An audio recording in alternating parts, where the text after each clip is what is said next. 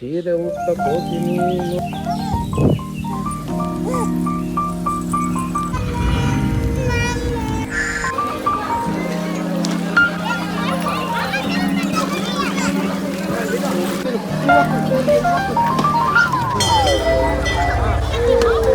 ಇಲ್ಲ ಬಿಡಮ್ಮ.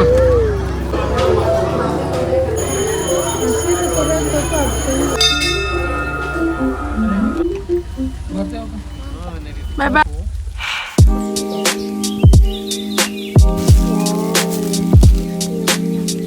Hi everyone, welcome back to Kriti's YouTube channel. ನಿಮಗೆ ಆಲ್ರೆಡಿ ನನ್ನ ತಮ್ನೇಲಲ್ಲಿ ಗೊತ್ತಿರುತ್ತೆ ನಾನಿವತ್ತು ಏನು ವ್ಲಾಗ್ ಮಾಡ್ತಿದ್ದೀನಿ ಏನು ಅಂತ.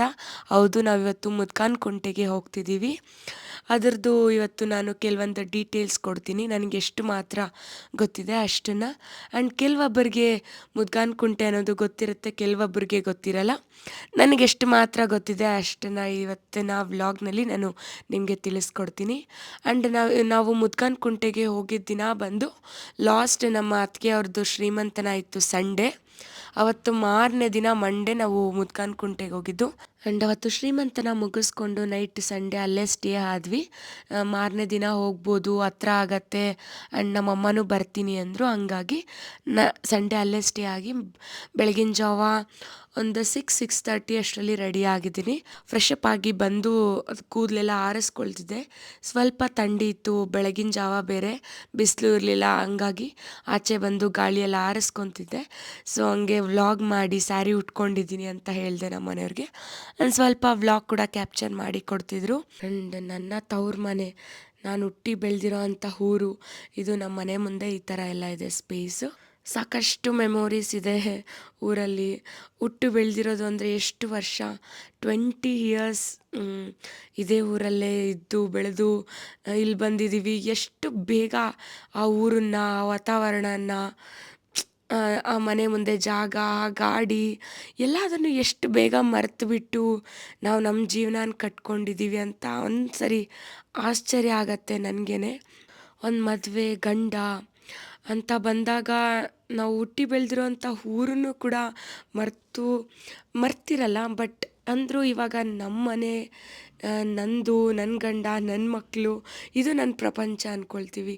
ಬಟ್ ನಾವು 20 ವರ್ಷ ಬದುಕಿ ಬಾಳಿರೋಂತಹ ಮನೆ, ಊರು ನಮ್ಮಮ್ಮ ಊರು, ನಮ್ಮಪ್ಪ ಊರು ಅಷ್ಟೇ ಅಂತೀವಿ. ಅಪ್ಪ ಅದೆಷ್ಟು ಮ್ಯಾಜಿಕಲ್ ಅಲ್ವಾ. ರೆಡಿ ಆಗಿ ಒಂದು 7:30ಗೆ ನಾವು ಮನೆ ಬಿಟ್ವಿ. ಇನ್ನೂ ಬೇಗ ಬಿಡಬೇಕು, ಬೇಗ ಮುಗಿಸ್ಕೊಳ್ಳೋಣ.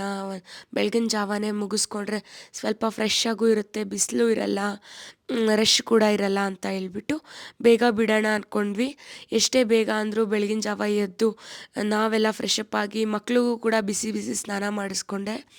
ಅವ್ರಿಗೆ ಸ್ನಾನ ಮಾಡಿಸಿಲ್ಲ ಅಂದರೆ ಕಂಫರ್ಟಬಲ್ ಇರಲ್ಲ. ನನ್ನ ಮಕ್ಳಿಗಿಬ್ಬರಿಗೂ ಅಷ್ಟೇ, ಅವ್ರಿಗೆ ಸ್ನಾನ ಮಾಡಿಲ್ಲ ಅಂದರೆ ಆರಾಮಾಗಿ ನಿದ್ದೆ ಮಾಡಲ್ಲ, ಫ್ರೀ ಇರಲ್ಲ ಅವ್ರಿಗೆ. ಸೊ ಆ ಥರ ಅಭ್ಯಾಸ ಆಗಿಬಿಟ್ಟಿದೆ. ಫೈನಲ್ ಆಗಿ ಎಲ್ಲರೂ ರೆಡಿಯಾಗಿ ಹೊರಟ್ವಿ. ಹಂಗೆ ಬರೋವಾಗ್ಲೇ ನಮ್ಮ ಅಪ್ಪನ ಅಂಗಡಿ ಹತ್ರ ಕೂಡ ಸ್ಟಾಪ್ ಮಾಡಿ ಪೂಜೆಗೆ ಏನೇನು ಬೇಕು ಎಲ್ಲ ಕೂಡ ತಗೊಂಡು ಪಾಪುಗೂ ಕೂಡ ಸರಿ ಮಾಡ್ಕೊಂಬಿಟ್ಟೆ. ಮತ್ತೆ ಎಲ್ಲೂ ಮಾಡ್ಕೊಳಕ್ಕಾಗಲ್ಲ ಅಂತ ಹೇಳ್ಬಿಟ್ಟು ಸರಿ ಮಾಡ್ಕೊಂಬಿಟ್ಟೆ. ಬಿಸಿ ಇದ್ದಂಗೆ ತಿನ್ಸೋಣ ಅಂದ್ಬಿಟ್ಟು ಫೀಡ್ ಏನೂ ಮಾಡಿಸಿರ್ಲಿಲ್ಲ. ಹಂಗಾಗಿ ಅವಳು 7:30ಗೆ ತಿನ್ಕೊಂಡ್ಳು. ಸ್ವಲ್ಪ ಎಷ್ಟು ಬೇಕೋ ಅಷ್ಟು ತಿನ್ಕೊಂಡ್ಳು. ಸೊ ನಿಧಾನಕ್ಕೆ, ನನಗೆ ಗೊತ್ತಲ್ವಾ, ನನಗೆ ತಿನ್ಬೇಕಷ್ಟೆ, ಎಷ್ಟೊತ್ತಾದರೂ ತಿನ್ನಿಸ್ತೀನಿ. ಬಿಸಿ ಬಿಸಿ ಸ್ನಾನ ಆಗಿರೋದ್ರಿಂದ ಅವಳಿಗೆ ಹಸಿವು ಕೂಡ ಆಗಿರುತ್ತೆ. ಹಂಗಾಗಿ ನಾನು ಬಿಸಿ ಬಿಸಿ ಸರಿ ಮಾಡಿಕೊಂಡು ತಿನ್ನಿಸ್ಕೊಂಡು ಹೋಗ್ತಿದ್ದೀನಿ. ಎಲ್ರಿಗೂ ಅಷ್ಟೇ ಬಿಸಿ ಬಿಸಿ ಸ್ನಾನ ಮಾಡಿದ್ರೆ ಹಸಿವಾಗತ್ತೆ. ನನಗೂ ಕೂಡ ಅಷ್ಟೇ.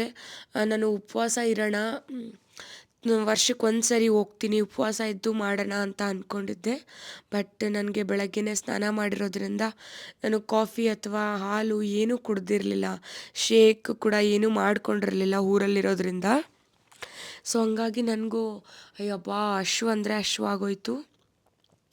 ನಾನು ಏನು ಮಾಡೋದು, ತಿನ್ನೋದಾ ಬೇಡವಾ ಅಂತ ತುಂಬ ಥಿಂಕ್ ಮಾಡಿದೆ. ಇರೋಣ, ಕಂಟ್ರೋಲ್ ಮಾಡ್ಕೊಳ್ಳೋಣ ಅಂತ. ನನಗೆ ಆಲ್ಮೋಸ್ಟ್ ಚಾರ್ವಿ ಕನ್ಸೀವ್ ಆದಾಗಿಂದ ನನಗೆ ಉಪವಾಸ ಇದ್ದು ಅಭ್ಯಾಸ ಇಲ್ಲ. 1 ಡೇ ಕೂಡ ಉಪವಾಸ ಇಲ್ಲ. ಚಾರ್ವಿ ಹುಟ್ಟು ಈಗ 2 ಇಯರ್ಸ್ ಮೇಲೆ 4 ಮಂತ್ಸ್ ಆಯಿತು.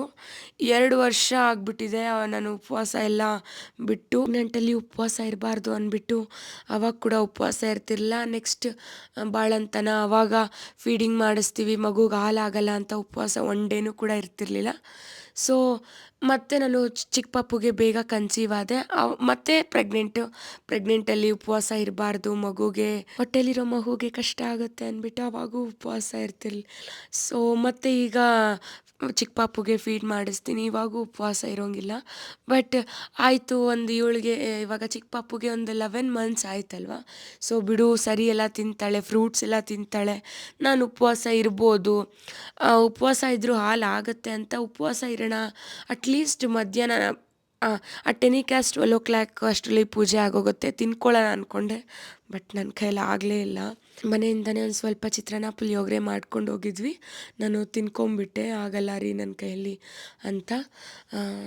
ನಮ್ಮ ಮನೆಯವರು ಏನೂ ಮಾತಾಡಲಿಲ್ಲ, ನಮ್ಮ ಅಮ್ಮನೂ ಅಷ್ಟೇ, ಸರಿ ತಿನ್ಕೊಂಬಿಡು, ಯಾರೂ ಕಷ್ಟ ಬಿದ್ದು ಮಾಡಿರಿ ಪೂಜೆ ಅಂತ ಹೇಳಿಲ್ಲ ಅಂತ ತಿನ್ಕೊಂಬಿಟ್ವಿ. ಆ್ಯಂಡ್ ಬ್ರೇಕ್ಫಾಸ್ಟ್ ಮಾಡಿಕೊಂಡು ಇನ್ನೇನು ಟೆಂಪಲ್ ಹತ್ರ ರೀಚ್ ಆಗ್ತಿದ್ವಿ. ಈ ಮುದ್ಗಾನ್ ಕುಂಟೆ ಬಂದು ಚಿಕ್ಕಬಳ್ಳಾಪುರದಿಂದ 30 ಕಿಲೋಮೀಟರ್ಸ್ ಇರುತ್ತೆ. ನಮ್ಮೂರಿಂದ ಅಂದರೆ ನನ್ನ ಹುಟ್ಟಿದ ಊರಿಂದ ಒಂದು 30 ಪ್ಲಸ್ ಒಂದು 28, ಆಲ್ಮೋಸ್ಟ್ ಅಲ್ಲಿ ಒಂದು 60 ಕಿಲೋಮೀಟರ್ ಆಗುತ್ತೆ. ಸೊ ಹಂಗಾಗಿ ನಾನು ನಮ್ಮ ಅಮ್ಮನ ಮನೆಯಿಂದನೇ ಹೋಗೋಣ ಅಂತ ಹೇಳ್ಬಿಟ್ಟು, ನಮ್ಮ ಅಮ್ಮನೂ ಕರ್ಕೊಂಡು ಹೋಗೋಣ ಅಂತ ಹೇಳ್ಬಿಟ್ಟು ಅಮ್ಮನ ಮನೆಯಿಂದನೇ ಹೋದ್ವಿ. ನಮಗೆ ಈ ದೇವಸ್ಥಾನದ ಬಗ್ಗೆ ಎಲ್ಲ ನಾವು ನಮ್ಮ ಅಮ್ಮ ಅಂದ್ರಿಂದನೇ ತಿಳ್ಕೊಂಡಿರುವಂಥದ್ದು. ನಮ್ಮಮ್ಮನೂ ಅಷ್ಟೇ ಚಿಕ್ಕವಾಗಿಂದ ವರ್ಷ ಹೋಗ್ತಾರೆ. ನಮ್ಮಮ್ಮ ಆಗಿರ್ಬೋದು, ನಮ್ಮ ದೊಡ್ಡಮ್ಮ ಅವರಾಗಿರ್ಬೋದು, ನಮ್ಮ ಫ್ಯಾಮಿಲಿ ಎಲ್ಲರೂ ಆಲ್ಮೋಸ್ಟ್ ಅಲ್ಲಿ ಹೋಗ್ತಾರೆ. ಸೊ ಹಂಗಾಗಿ ನಮಗೂ ಈ ದೇವಸ್ಥಾನದ ಬಗ್ಗೆ ಸ್ವಲ್ಪ ತಿಳ್ಕೊಂಡಿದ್ದೀವಿ. ಆ್ಯಂಡ್ ತುಂಬಾ ನಂಬಿ ಹೋಗ್ತಾರೆ, ವರ್ಷ ಹೋಗ್ತಾರೆ ಅಂದರೆ ನೀವೇ ತಿಳ್ಕೊಳ್ಳಿ ದೇವರಲ್ಲಿ ಮಹಿಮೆ ಇದೆಯಾ ಇಲ್ವಾ ಅಂತ. ನಾನು ಹೋಗೋಕ್ಕೆ ಸ್ಟಾರ್ಟ್ ಮಾಡಿದ್ದು 2 ಇಯರ್ಸಿಂದ, ಅಂದರೆ ಲಾಸ್ಟ್ 1 ಇಯರ್ ಹೋಗಿದ್ದೆ, ಈ ಸರಿ ಹೋಗಿದ್ದೀನಿ 2 ಟೈಮ್ಸ್ ಅಷ್ಟೇ ಹೋಗಿರೋದು. ಚಿಕ್ಕವಾಗಿ ಯಾವಾಗಲೂ ನಮ್ಮ ಅಮ್ಮನ ಜೊತೆ ಹೋಗ್ತಿದ್ದೆ, ಬಟ್ ನನಗಷ್ಟು ಕ್ಲೀನಾಗಿ ನೆನಪಿಲ್ಲ. ಈಗ ನಾನು ಮದುವೆ ಆದಮೇಲೆ ನಾನು ಹೋಗೋದನ್ನು ಅಭ್ಯಾಸ ಮಾಡ್ಕೊಂಡಿದ್ದೀನಿ. ಏನಕ್ಕೆ ನಾನು ಹೋಗೋದು ಅಭ್ಯಾಸ ಮಾಡಿಕೊಂಡೆ ಅಂತ ಅಂದರೆ, ನಾನು ಮದುವೆ ಆಗಿ 8 ಮಂತ್ಸ್ ಆಯಿತು. 8 ಮಂತ್ಸ್ ಆದರೂ ನಾನು ಕನ್ಸೀವ್ ಆಗಿರಲಿಲ್ಲ. ನನಗಾಗ ಮಕ್ಕಳಂದರೆ ಸಿಕ್ಕಾಪಟ್ಟೆ ಇಷ್ಟ ಆಯಿತು, ಎಷ್ಟು ಅಂದರೆ ನೆಕ್ಸ್ಟ್ ಲೆವೆಲ್ ಅಂತಲೇ ಹೇಳ್ಬೋದು. ನಮ್ಮ ಅಕ್ಕನ ಮಕ್ಕಳನ್ನಂತೂ ನನಗೆ ಎಷ್ಟು ಪ್ರೀತಿ ಮಾಡಿದ್ದೀನಿ, ನನಗೆ ಅವ್ರು ಕಂಡ್ರೆ ಅವ್ರ ಜೊತೆ ಎಷ್ಟು ಆಟ ಆಡ್ಕೊಂಡಿದ್ದೀನಿ, ಎಷ್ಟು ಟೈಮ್ ಸ್ಪೆಂಡ್ ಮಾಡಿದ್ದೀನಿ ಅನ್ನೋದು ನನಗೆ ಮಾತ್ರ ಗೊತ್ತು. ಎಂಥ ಸಿಚುವೇಶನ್ ಇದ್ದರೂ ನಾನು ಮಕ್ಕಳನ್ನ ಮಾತ್ರ ಅವಾಯ್ಡ್ ಮಾಡ್ತಿರಲಿಲ್ಲ. ನಮ್ಮ ಶೈಲು ಅಕ್ಕ, ರಶ್ಯು ಅಕ್ಕ, ಬಿಂದು ಅಕ್ಕನ ಮಕ್ಕಳು ಎಲ್ಲರ ಜೊತೆನೂ ಒಂದು ಒಳ್ಳೆ ಬಾಂಡಿಂಗೇ ಇತ್ತು ನನಗೆ. ಈಗಲೂ ನನಗೆ ಅವರಂದರೆ ತುಂಬಾ ಇಷ್ಟ. ಸೊ ಆವಾಗ ತುಂಬ ಫೀಲ್ ಆಗ್ತಿದ್ದೆ, ಅಯ್ಯೋ ನನಗೂ ಒಂದು ಈ ಥರ ಒಂದು ಪುಟಾಣಿ ಪಾಪು ಇರಬಾರ್ದಾ, ನನಗೂ ಒಂದು ಮಗು ಕೊಡಬಾರ್ದಾ ದೇವರು ಅಂತ ನಾನು 3 ಮಂತ್ಸಿಂದ ಸ್ಟಾರ್ಟ್ ಮಾಡಿಬಿಟ್ಟೆ ಟೆನ್ಷನ್ ತಗೊಳ್ಳೋದು, ಅಳೋದು, ಸುರಿಯೋದು. ಟ್ರಸ್ಟ್ ಮಿ ಆರ್ ನಾಟ್, ನಾನು ಎಷ್ಟು ಡಿಪ್ರೆಸ್ ಆಗಿಬಿಟ್ಟಿದ್ದೆ ಅಂದರೆ ಕೆಲವೊಂದು ಟೈಮ್ ರೂಮಲ್ಲೇ ಕುತ್ಕೊಂಡು ಜೋರಾಗಿ ಅಳ್ದಿದ್ದೀನಿ, ತಲೆ ಹೊಡ್ಕೊಳ್ಳೋಷ್ಟು ಅಳ್ದಿದ್ದೀನಿ. ಬಿಕಾಸ್ ನನಗೆ ಅಷ್ಟು ಮಕ್ಕಳಂದರೆ ಇಷ್ಟ ಇತ್ತು, ಈಗಲೂ ಕೂಡ ಅಷ್ಟೇ ಇಷ್ಟ ನನಗೆ. ಸೊ ಅದಕ್ಕೇ ನನ್ನ ಮಕ್ಕಳ ಮೇಲೆ ನನಗೆ ಅಷ್ಟೊಂದು ಬಾಂಡಿಂಗ್ ಬಂದಿರೋದು.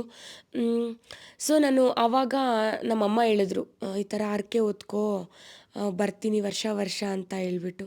ಸೊ ನಾನು ಅವತ್ತು ಹರಕೆ ಹೊತ್ಕೊಂಡೆ, ಅಪ್ಪ ನನಗೊಂದು ಮಗುನ ಕೊಡಪ್ಪ, ನಾನು ವರ್ಷ ಬರ್ತೀನಿ ಅಂತ ಹೇಳಿ ಹರಕೆ ಹೊತ್ಕೊಂಡೆ. ನಾನು ಹರಕೆ ಹೊತ್ಕೊಂಡಿದ್ದು 1 ತಿಂಗಳಿಗೆ ಆಗಿದ್ದೀನಿ, ನೀವು ನಂಬೋದಿಲ್ಲ. ನಮ್ಮಮ್ಮ ಈ ಥರ ಹೇಳಿದ್ರು, ನಾನು ಹರಕೆ ಕಟ್ಕೊಂಡೆ, ನಾನು ನೆಕ್ಸ್ಟ್ ಮಂತ್ ಕನ್ಸೀವ್ ಆಗಿದ್ದೀನಿ. ನಮ್ಮ ಊರ ಹತ್ರ ಒಬ್ಬರು ಗಂಗಮ್ಮ ದೇವರಿದ್ದಾರೆ, ಅಲ್ಲಿ ಕೂಡ ನಾನು ಹರಕೆ ಹೊತ್ತಿದ್ದೆ. 2 ಹತ್ರನೂ ಹರಕೆ ಹೊತ್ತಿದ್ದು 1 ತಿಂಗಳಿಗೆ ನಾನು ಕನ್ಸೀವ್ ಆದೆ. ಸೊ ನನಗೆ ಅವಾಗ ತುಂಬ ಗ್ರೇಟ್ ಅಂತ ಅನಿಸ್ತು. ನಾವು ಎಷ್ಟು ಭಕ್ತಿಯಿಂದ ಕೇಳ್ಕೊಳ್ತೀವಿ, ನಿಷ್ಠೆಯಿಂದ ಕೇಳ್ಕೊಂಡಾಗ ದೇವ್ರು ಖಂಡಿತವಾಗ್ಲೂ ನೆರವೇರಿಸ್ತಾರೆ. ಸೊ ನನಗೆ ಅವತ್ತು ಫಿಕ್ಸ್ ಆಗಿಬಿಟ್ಟೆ, ನಾನು ಬದುಕಿರೋವರೆಗೂ ಅಟ್ಲೀಸ್ಟ್ ವರ್ಷ ಹೋಗಲೇಬೇಕು ಅಂತ. ಸೊ ಹಂಗಾಗಿ ನಾನು 2 ವರ್ಷದಿಂದ ಬರ್ತಿದ್ದೀನಿ. ಹಿಂದಿನ ವರ್ಷವೂ ಬಂದಿದ್ದೆ, ಹಿಂದಿನ ವರ್ಷ ನಮ್ಮಮ್ಮ ಬಂದಿರಲಿಲ್ಲ. ನಾನು ಚಾರು ಐ ಥಿಂಕ್ 9 ಮಂತ್ಸಲ್ಲಿದ್ದಾಗೆ ಬಂದಿದ್ದು. ಚಾರುನ ಕರ್ಕೊಂಡು ನಮ್ಮ ಮನೆಯವ್ರ ಜೊತೆ ಬಂದಿದ್ದೆ. ಆವಾಗ ನಮ್ಮ ರಿಲೇಟಿವ್ ಒಬ್ಬ ಹುಡುಗಿ ಕೂಡ ಬಂದಿದ್ದರು. ಬಟ್ ಆ ಹುಡುಗಿಗೂ ಅಷ್ಟು ಐಡಿಯಾ ಇರಲಿಲ್ಲ, ಹೆಂಗೆ ಮಾಡಬೇಕು ಏನು ಅಂತ. ಅವತ್ತು ನಮ್ಮಮ್ಮ ಹೇಳಿದರು ಹಿಂಗೆ ಮಾಡು ಅಂತ. ಬಟ್ ಎಷ್ಟೇ ಹೇಳಿದ್ರು ಮುಂದೆ ನೋಡಿಸ್ಕೊಟ್ಟಷ್ಟು ಇರೋದಿಲ್ವಲ್ಲ, ನಾನು ಯಾವತ್ತೂ ನೋಡಿಲ್ಲ ಹೆಂಗೆ ಮಾಡ್ತಾರೆ ಏನು ಎಲ್ಲ. ಅಲ್ಲಿ ಮಾಡೋದನ್ನು ಸ್ವಲ್ಪ ನೋಡಿಕೊಂಡು ಅವತ್ತಿನ ದಿನ ಮಾಡಿದ್ವಿ. ಬಟ್ ಪ್ರಾಪರಾಗಿ ಅವತ್ತು ಮಾಡಿರಲಿಲ್ಲ, ಭಕ್ತಿಯಿಂದ ಮಾಡಿದ್ವಿ. ಬಟ್ ಎಲ್ಲ ಹೆಂಗೆ ಮಾಡ್ತಾರೆ ಏನು ಅಂತ ಕರೆಕ್ಟಾಗಿ ಮಾಡಿರಲಿಲ್ಲ. ಈ ಸಾರಿ ನಮ್ಮಮ್ಮ ಬಂದಿದ್ದರು, ಕ್ಲೀನಾಗಿ ಹೇಳಿದ್ರು ಈ ಥರ ಮಾಡಬೇಕು. ಒಂದು ಎಲೆ ತೊಗೊಂಬಂದು ಎಲೆನ ಆರಿಸಿ ಅದನ್ನು ಎಲೆನ ಕ್ಲೀನಾಗಿ ವಾಶ್ ಮಾಡಿ, ಈ ಥರ ಕಲ್ಲುಗಳು ಪುಟ್ಟ ಪುಟ್ಟ ಕಲ್ಲುಗಳಿರುತ್ತೆ, ಅಲ್ಲಿ ಕಲ್ಲು ಅನ್ನಬಾರ್ದು, ತಪ್ಪಾಯಿತು, ಪುಟಾಣಿ ದೇವರುಗಳಿರ್ತಾರೆ. ನಾವು ಅಲ್ಲಿರೋಂಥದ್ದನ್ನು ಎತ್ಕೊಂಡು ಕ್ಲೀನಾಗಿ ಅದನ್ನು ವಾಶ್ ಮಾಡಿಕೊಂಡು ಎಲೆ ಮೇಲೆ ಜೋಡಿಸಿ ನಾವು 5 ದೇವರುಗಳನ್ನ ತಗೋಬೇಕಾಗತ್ತೆ. 5 ದೇವರನ್ನು ಈ ಥರ ಲೈನಾಗೆ ಜೋಡಿಸಿ ಅರಿಶಿನ ಕುಂಕುಮ ಹೂವು ಎಲ್ಲದನ್ನು ಇಟ್ಟು ಬಾಳೆಹಣ್ಣು ಎಲೆ ಅಡಿಕೆ ಎಲ್ಲದನ್ನು ದೇವ್ರ ಮುಂದೆ ಇಡಬೇಕಾಗತ್ತೆ. ಈ ಪೂಜೆಗೆ ಒಂದು ಮೇಯ್ನ್ ಐಟಮ್ ಬಂದು ಪಚ್ಚೆ ಸಾಮಾನು ಅಂತ ಬರುತ್ತೆ. ಅಂಗಡಿಗಳಲ್ಲಿ ಕೇಳಿದ್ರೆ ಕೊಡ್ತಾರೆ, ಇಲ್ಲ ಮುದ್ಕಾನ್ ಕುಂಟೆಯಲ್ಲೇ ಚಿಕ್ಕ ಚಿಕ್ಕ ಅಂಗಡಿಗಳು ಇಟ್ಕೊಂಡಿರ್ತಾರೆ, ಅಲ್ಲಿ ಕೂಡ ಸಿಗುತ್ತೆ. ಅದನ್ನು ತಗೊಂಡೋಗಿ ಪಚ್ಚೆ ಸಾಮಾನಲ್ಲಿ ಪೂಜೆ ಮಾಡಬೇಕಾಗತ್ತೆ. ನೈವೇದ್ಯಕ್ಕೆ ಅಂತ ನಾವು ಏನಾದರೂ ಅವಲಕ್ಕಿ ಬೆಲ್ಲ ಅಥವಾ ಏನಾದರೂ ಅನ್ನ ಬೆಲ್ಲ ಈ ಥರದನ್ನು ಮಾಡ್ಕೊಂಡೋಗಿ ದೇವ್ರ ನೈವೇದ್ಯಕ್ಕೆ ಅಂತ ಇಡಬೇಕಾಗತ್ತೆ. 5 ದೇವ್ರಿಗೂ ಉಂಡೆ ಮಾಡಿ ಇಡ್ಬೋದು, ಇಲ್ಲ ಚೂರು ಚೂರು ಹಾಕ್ಬೋದು. ಇದಂತೂ ಇಂಪಾರ್ಟೆಂಟ್ ಆಗಿರುತ್ತೆ, ಬೆಲ್ಲ ಅವಲಕ್ಕಿ ಅಥವಾ ಬೆಲ್ಲ ಅನ್ನ ಅನ್ನೋದು. ಆ್ಯಂಡ್ ಇನ್ನೊಂದು ಏನು ಅಂತ ಅಂದರೆ, ನಾವು ವಸ್ತ್ರ ಅಂತಾರಲ್ವ, ನಾವು ಈ ದೇವರಿಗೆ ಹೊಸ ಬಟ್ಟೆ ಇಡಬೇಕಾಗತ್ತೆ. ಬ್ಲೌಸ್ ಪೀಸ್ ಆಗಿರ್ಬೋದು, ಸೀರೆ ಆಗಿರ್ಬೋದು, ನಿಮ್ಮ ಕೈಯಲ್ಲಿ ಏನಾಗುತ್ತೋ ಅದನ್ನು ಇಡ್ಬೋದು. ನಾನು ಸೀರೆ ಇಡ್ತೀನಿ ಅಂತ ಅಂದ್ಕೊಂಡಿರೋದ್ರಿಂದ ವರ್ಷ ಹೊಸ ಸೀರೆನ ಇಟ್ಟು ಅಲ್ಲಿ ನಾವು ನೀರಲ್ಲಿ ಮುಳುಗಿ ಉಟ್ಕೊಂಡು ಬರ್ತೀವಿ. ನಾನು ಫಸ್ಟು ಆಗಲೇ ನೋಡಿದ್ರಲ್ಲ ನೀವು ವಿಡಿಯೋನ, ಮೊದಲು ನೀರಲ್ಲಿ ಇಳಿದು ನಾನು ಒಂದು ಮೂರು ಸರಿ ಮುಳುಗಿ ಎದ್ದು ಅದೇ ತಣ್ಣೀರು ಬಟ್ಟೆಯಲ್ಲೇ ನಾವು ಪೂಜೆ ಮಾಡಿ ಕೊನೆಯಲ್ಲಿ ಬಂದು ನಾವು ಸ್ಯಾರಿ ಎಲ್ಲ ಚೇಂಜ್ ಮಾಡಿಕೊಂಡು ಬರಬೇಕಾಗತ್ತೆ. ದೇವ್ರಿಗೆ ಇಟ್ಟಿರೋ ಅಂಥ ವಸ್ತ್ರನ ನಾವು ಧರಿಸ್ಕೊಂಡು ಬರಬೇಕಾಗತ್ತೆ. ಇನ್ನೊಂದೇನು ಅಂತ ಅಂದರೆ, ನಾವು ಸ್ಯಾರಿಗೆ ಫಾಲ್ಸ್ ಹಾಕೋದಾಗಿರ್ಬೋದು, ಜಿಗ್ಜಾಗ್ ಮಾಡೋದಾಗಿರ್ಬೋದು, ಇದು ಯಾವುದೂ ಮಾಡಬಾರ್ದು. ಹಂಗೆ ಹೊಸ ಸೀರೆ ಹೆಂಗಿರುತ್ತೆ ಹಂಗನ್ನೇ ಇಡಬೇಕಾಗತ್ತೆ. ನೀವು ಬ್ಲೌಸ್ ಬೇಕಾದರೆ ಸ್ಟಿಚ್ ಮಾಡಿಸ್ಕೋಬೋದು, ಬಟ್ ಬ್ಲೌಸ್ ಪೀಸ್ ಬೇರೆ ಇಟ್ಟು, ಬಟ್ ಸ್ಯಾರಿಗೆ ಮಾತ್ರ ಏನೂ ಮಾಡಬಾರ್ದು. ಸೊ ಹಂಗೇ ಹೊಸ ಬಟ್ಟೆ ಹೆಂಗಿರುತ್ತೋ ಹಂಗೇ ದೇವ್ರಿಗೆ ಇಡಬೇಕಾಗತ್ತೆ. ಆ್ಯಂಡ್ ನಾವು ಕೂಡ ನೆಮ್ಮದಿಯಾಗಿ ತುಂಬ ಚೆನ್ನಾಗಿ ಒಳ್ಳೆ ಪ್ಲೇಸನ್ನ ಆರಿಸ್ಕೊಂಡು ತುಂಬಾ ಪ್ರಶಾಂತವಾಗಿ ಪೂಜೆ ಮಾಡಿದ್ವಿ. ಆ್ಯಂಡ್ ಎಷ್ಟೇ ಕ್ರೌಡ್ ಇದ್ದರೂ ನಮ್ಮ ಪೂಜೆ ಮೇಲೆ ನಮಗಿರೋಂತಹ ಭಕ್ತಿ ಇದ್ದಾಗ ನಮ್ಗೆ ಯಾವುದೂ ಕೇಳಿಸಲ್ಲ, ಅಷ್ಟು ಇನ್ವಾಲ್ವ್ ಆಗಿ ನಾವು ಪೂಜೆ ಮಾಡ್ತೀವಿ. ಅದೇ ಥರ ನಾನು ಕೂಡ ಅಷ್ಟೇ ತುಂಬ ಭಕ್ತಿಯಿಂದ ಮಾಡಿದೆ. ಬಿಕಾಸ್ ನನಗೊಂದು ಬೆಳಕನ್ನು ತಂದುಕೊಟ್ಟಂಥ ದೇವರಿದು ಗಂಗಮ್ಮ ದೇವರು. ನನ್ನ ಮಗು ಬಂದಮೇಲೆ ನನ್ನ ಜೀವನನೇ ಬದಲಾಯಿತು. ನನಗೆ ಫಸ್ಟ್ ಮಗು ಆದಮೇಲೆ ನನ್ನ ಜೀವನ ಬದಲಾಗಿದ್ದು, ನೆಮ್ಮದಿಯಾಗಿ ಜೀವನ ಮಾಡ್ತಿರೋದು ಅಂದರೆ ನನ್ನ 2 ಮಕ್ಕಳು ಒಂಥರ ನನ್ನ ಅದೃಷ್ಟ. ನಮ್ಮ ಚಾರು ಹುಟ್ಟಿದ ಮೇಲೆ ನನಗೆ ನನ್ನ ಗಂಡನ ಪ್ರೀತಿ ನೆಮ್ಮದಿ ಎಲ್ಲನೂ ಸಿಕ್ತು. ನಮ್ಮ ಚಿಕ್ಕ ಪಾಪು ಹುಟ್ಟಿದ ಮೇಲೆ ನಮ್ಮ ಆರ್ಥಿಕ ಪರಿಸ್ಥಿತಿ ಚೆನ್ನಾಗಾಯಿತು. ಸೊ ತುಂಬಾ ಮಕ್ಕಳಾದ್ಮೇಲೆ ತುಂಬಾ ಖುಷಿಯಾಗಿದ್ದೀವಿ. ನಾವು ಆಸ್ತಿ ಅಂತಸ್ತು ಇಲ್ಲದೆ ಇರ್ಬೋದು, ಬಟ್ ಏನಕ್ಕೂ ಕೊರತೆ ಇಲ್ಲ. ಪ್ರೀತಿಗಾಗಿರ್ಬೋದು, ಇನ್ನೊಂದು ಏನಕ್ಕೂ ಕೊರತೆ ಇಲ್ಲ, ತುಂಬಾ ಚೆನ್ನಾಗಿದ್ದೀವಿ. ಬಟ್ ಒಂದೇ ಒಂದು ಕೊರತೆ ಇದೆ, ಸಾಯೋವರೆಗೂ ಇರುತ್ತೆ. ನನ್ನ ಮಕ್ಕಳಿಗೆ ದೊಡ್ಡವ್ರ ಪ್ರೀತಿ ವಿಶ್ವಾಸ ಸಿಗಲಿಲ್ಲ, ಆ ನೋವನ್ನು ಮಾತ್ರ ನಾನು ಸಾಯೋವರೆಗೂ ಮರೆಯೋದಿಲ್ಲ. ಬಟ್ ಎನಿವೇಸ್ ನಾವಿದ್ದೀವಿ ಅವ್ರಿಗೋಸ್ಕರ. ಆ್ಯಂಡ್ ನಾನು ಫೈನಲ್ ಆಗಿ ಎಲ್ಲನೂ ಪೂಜೆ ಎಲ್ಲ ಮುಗಿಸಿ ನಾವು ಲಾಸ್ಟಲ್ಲಿ ಬಟ್ಟೆ ವಸ್ತ್ರನ ಇಡ್ತಿದ್ದೀವಿ. ಆ್ಯಂಡ್ ನೀವು ಖಂಡಿತವಾಗ್ಲೂ ಈ ದೇವ್ರನ್ನ ನಂಬೋದು. ಏನೇ ಈಗ ಮಕ್ಕಳಾಗಿರೋವಂಥ ಸಮಸ್ಯೆನೇ ಅಲ್ಲ, ಏನೇ ಸಮಸ್ಯೆ, ಗಂಡ ಹೆಂಡ್ತಿರ ಸಮಸ್ಯೆ ಆಗಿರ್ಬೋದು, ಮದುವೆ ಆಗದೆ ಇರೋವಂಥ ಮಕ್ಕಳು ಮದುವೆ ಬೇಗ ಆಗಬೇಕು ಅಂತ ಹರಕೆ ಕಟ್ಕೊಳ್ಳೋದಾಗಿರಲಿ, ಇನ್ನೊಂದು ಏನೇ ಆಗಲಿ, ಕೋರ್ಟು ಕಚೇರಿ ಏನೇ ಇದ್ರೂ ನಿಷ್ಠೆಯಿಂದ ಭಕ್ತಿಯಿಂದ ಕೇಳ್ಕೊಳ್ಳಿ, ಖಂಡಿತವಾಗ್ಲೂ ಆ ದೇವರು ನಿಮ್ಮ ಎಲ್ಲ ಕಷ್ಟಕ್ಕೂ ಪರಿಹಾರ ಕೊಟ್ಟೇ ಕೊಡ್ತಾರೆ. ಸೊ ನನ್ನ ನಂಬಿಕೆ, ಸೊ ನಾನು ಹೇಳ್ತಿದ್ದೀನಿ. ಇದರಲ್ಲಿ ನೀವು ನಂಬೋದು ಬಿಡೋದು ನಿಮ್ಮ ಇಷ್ಟ. ನೋಡಿ, ಈ ಥರ ಫೈನಲ್ ಆಗಿ ಪೂಜೆ ಎಲ್ಲ ಮುಗಿಸಿದ್ದೀನಿ. ಅಲ್ಲಿ ಪೂಜೆ ಆದಮೇಲೆ ಅಂತೂ ತುಂಬಾ ನೆಮ್ಮದಿ ಅಂತ ಅನ್ನಿಸ್ತು. ಮಾಡ್ತಾ ಇದ್ರೇ ಅಷ್ಟೇ ಮನಸ್ಸು ಎಷ್ಟು ತೃಪ್ತಿಯಾಗೇ ಇತ್ತು. ಆ್ಯಂಡ್ ಅದೇ ಮನಸ್ಸಿಂದ ಪೂಜೆ ಎಲ್ಲ ಮುಗಿಸಿ ಲಾಸ್ಟಲ್ಲಿ ಕಾಯಿ ಕೂಡ ಹೊಡೆದೆ.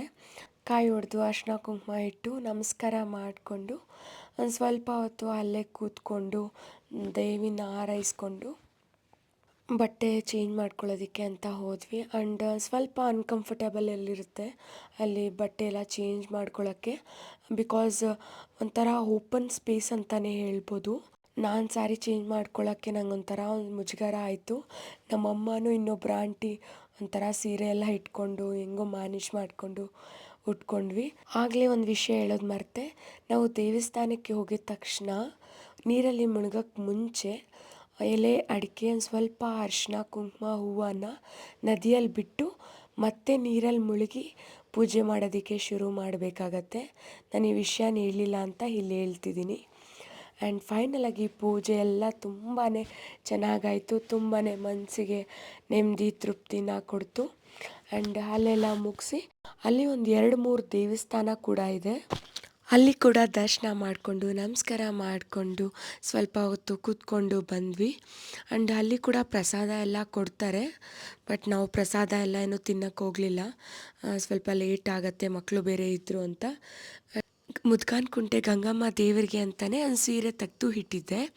ಅದಕ್ಕೆ ಬ್ಲೌಸು, ಜಿಗ್ಜಾಗ್, ಫಾಲ್ಸ್ ಎಲ್ಲ ರೆಡಿ ಮಾಡಿ ಇಟ್ಕೊಂಡ್ಬಿಟ್ಟಿದ್ದೆ. ದೇವಸ್ಥಾನದಲ್ಲಿ ಪೂಜೆ ಎಲ್ಲ ಮುಗಿಸಿ ಇಟ್ಕೊಳ್ಳೋಣ ಅಂತ. ಮತ್ತೆ ನಮ್ಮಮ್ಮ ಹೇಳಿದ್ರು ಫಾಲ್ಸ್ ಎಲ್ಲ ಹಾಕ್ಕೋಬಾರ್ದು, ಜಿಗ್ಜಾಗ್ ಮಾಡ್ಕೋಬಾರ್ದು ಅಂತ. ನಾನು ಊರಿಗೂ ಕೂಡ ತಗೊಂಡು ಹೋಗ್ಬಿಟ್ಟಿದ್ದೆ. ಮತ್ತು ನಾನು ಅಲ್ಲಿ ಒಂದು ಹೊಸ ಸೀರೆ ತಗೊಂಡು ನಮ್ಮಮ್ಮದೇ ಒಂದು ಬ್ಲೌಸ್ ಮ್ಯಾಚ್ ಮಾಡಿ ಈ ಥರ ಸ್ಯಾರಿ ಉಟ್ಕೊಂಡೆ. ಸುಮ್ಮನೆ ನಾನು ಪ್ರಾಪರಾಗಿ ಏನು ಸ್ಯಾರಿ ಉಟ್ಕೊಂಡಿರಲಿಲ್ಲ, ಸಿಂಪಲ್ಲಾಗಿ ಅಲ್ಲೆಲ್ಲ ಉಟ್ಕೊಳ್ಳೋಕೆ ಕಂಫರ್ಟೇಬಲ್ ಇರಲಿಲ್ಲ. ಆ್ಯಂಡ್ ನಮ್ಮಮ್ಮ ಕ್ಲೀನಾಗಿ ಬ್ಲೌಸ್ ಹೊಲಿಸ್ಕೊಂಡು ಫಾಲ್ಸ್ ಏನೂ ಹಾಕ್ಕೊಳ್ದೆ ಉಟ್ಕೊಂಡಿದ್ರು. ಆ್ಯಂಡ್ ಎಲ್ಲ ಕಡೆ ದರ್ಶನ ಮಾಡಿ ಕಾಯಿ ಹೊಡೆದು ಮಂಗಳಾರತಿ ತಗೊಂಡು ಪೂಜೆ ಮುಗಿಸಿ ಕಾರ್ ಹತ್ರ ಬಂದ್ವಿ.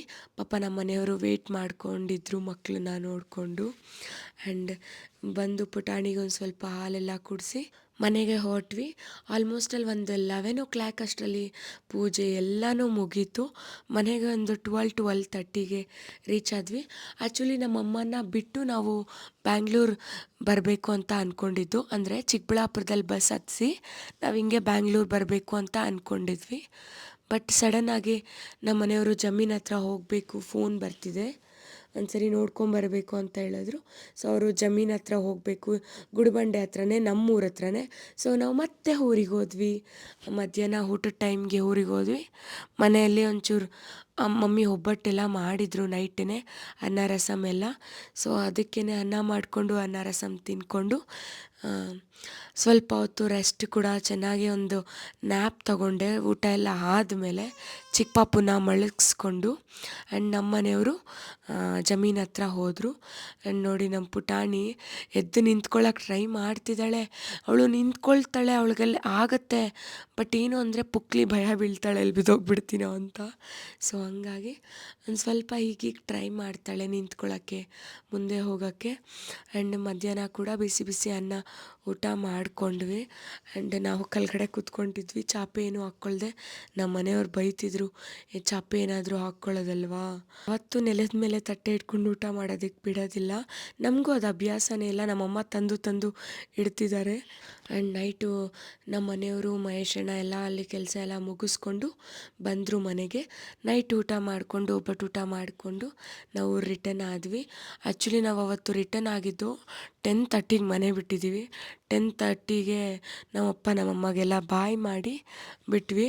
ಮಕ್ಕಳಿಬ್ರು ಆರಾಮಾಗಿ ಬಾಯ್ ಮಾಡ್ತಾಯಿದ್ರು. ಅವ್ರಿಗೆ ಫುಲ್ ನಿದ್ದೆ ಬಂದುಬಿಟ್ಟಿತ್ತು. ಆಯಿತು ಒಂದೇ ಸರಿ ಕಾರಲ್ಲಿ ಮಲಗಿಸೋಣ ಅಂತ ನಾನು ನಿದ್ದೆ ಮಾಡಿಸಿರ್ಲಿಲ್ಲ. ಸೊ ಹಂಗಾಗಿ ಅವ್ರ ಅಜ್ಜಿ ತಾತಾಗೆಲ್ಲ ಬಾಯ್ ಮಾಡಿ ಬರ್ತಿದ್ರು. ಆ್ಯಂಡ್ ಎಲ್ಲ ಮಮ್ಮಿ ಪಪ್ಪಾಗೆ ಬಾಯ್ ಮಾಡಿ ನಾವು ಬ್ಯಾಂಗ್ಳೂರು ರೀಚ್ ಆಗೋ ಅಷ್ಟರಲ್ಲಿ ಐ ಥಿಂಕ್ 12:30ನೇ ಆಗಿಬಿಟ್ಟಿತ್ತು. ಮಕ್ಕಳೆಲ್ಲ ಚೆನ್ನಾಗಿ ನಿದ್ದೆ ಮಾಡಿಬಿಟ್ಟಿದ್ರು. ನಾನು ಒಂದು ಯಾವುದಾದ್ರೂ ವೀಡಿಯೋ ಆದರೂ ಎಡಿಟ್ ಮಾಡೋಣ ಅಂತ ನಾನು ಲಾಂಗ್ ಬ್ಯಾಕ್ ವೀಡಿಯೋಸ್ ಎಲ್ಲ ಇಟ್ಕೊಂಡಿರ್ತೀನಿ. ನನಗೆ ಪ್ರಾಪರಾಗಿ ನಿದ್ದೆ ಇಲ್ಲ. ಸೊ ಹಂಗಾಗಿ ಸ್ವಲ್ಪ ಹೆಲ್ತ್ ಅಪ್ಸೆಟ್ಟಾಗಿ ಅವತ್ತು ಮನೆಗೆ ಬರೋ ಅಷ್ಟರಲ್ಲಿ ಒಂದು ವೀಡಿಯೋ ಕೂಡ ಎಡಿಟ್ ಮಾಡಿಕೊಂಡೆ, ನಿದ್ದೆ ಏನೂ ಮಾಡಲಿಲ್ಲ. 12:30-45 ಅಷ್ಟರಲ್ಲಿ ಮನೆ ಹತ್ರ ರೀಚ್ ಆದ್ವಿ. ಆ್ಯಂಡ್ ನಮ್ಮ ಮನೆಯವರು ತೋಟದ ಹತ್ರ ಹೋಗಿದ್ರಲ್ವ, ಜಮೀನ್ ಹತ್ರ, ಅಲ್ಲಿ ಪಾಪ ಅವರು ಹಣ್ಣುಗಳೆಲ್ಲ ಕಳಿಸಿದ್ರು. ಪಪಾಯ, ಚೇಪೆಹಣ್ಣು, ನೇರಳೆ ಹಣ್ಣು ಎಲ್ಲ ಪ್ರತಿ ಸರಿನೂ ಅಷ್ಟೇ ಸಿಕ್ಕಾಪಟ್ಟೆ ಹಣ್ಣುಗಳೆಲ್ಲ ಕಳಿಸ್ತಾರೆ. ತೆಂಗಿನಕಾಯಿ ಎಲ್ಲ ನಮಗೊಂಥರ ಈ ಸೀಸನಲ್ ಫುಡ್ಸ್ ಬಂತು ಅಂದರೆ ಕೊರತೆನೇ ಇರಲ್ಲ ಅಂತ ಹೇಳ್ಬೋದು. ನಾವು ಸೀಸನಲ್ ಫುಡ್ಸಲ್ಲಿ ಏನಾದರೂ ಮಿಸ್ ಮಾಡ್ಕೊಂಡಿದ್ದೀವಿ ಅಂತಂದರೆ ಮಾವಿನಕಾಯಿ ಮಾತ್ರನೇ. ಬಟ್ ಲಾಸ್ಟ್ ಇನ್ನೇನು ಆಗೋಗೋ ಟೈಮಲ್ಲಿ ನಮ್ಮ ಆಂಟಿಯವ್ರು ಕಳಿಸಿದ್ರು, ಒಂದು 20 ಕಾಯಿ ಕಳಿಸಿದ್ರು. ಸಖತ್ತಾಗಿತ್ತು. ಎಂಜಾಯ್ ಮಾಡಿಕೊಂಡು ತಿಂದ್ವಿ ಮಾವಿನಕಾಯಿ. ನಮ್ಮ ಮನೇಲಿ ಎಲ್ಲರಿಗೂ ಫೇವ್ರೆಟ್ ಮಾವಿನಕಾಯಿ. ಆ್ಯಂಡ್ ಡಿಕ್ಕಿಯಲ್ಲಿ ನೋಡಿ ಲಗೇಜ್ ಎಲ್ಲ ಹೆಂಗೆ ಡಂಪ್ ಮಾಡ್ಕೊಂಬಂದಿದ್ದೀವಿ. ಮೆಸ್ಸಿ ಮೆಸ್ಸಿ ಆಗಿದೆ. ಇದನ್ನು ಮನೆಗೆ ತಗೊಂಡು ಹೋಗಿ ಎಲ್ಲ ಎತ್ತಿಟ್ಕೊಳ್ಳೋ ಅಷ್ಟರಲ್ಲಿ 1 ಡೇ ಎಲ್ಲ ಫುಲ್ ಬೇಕು.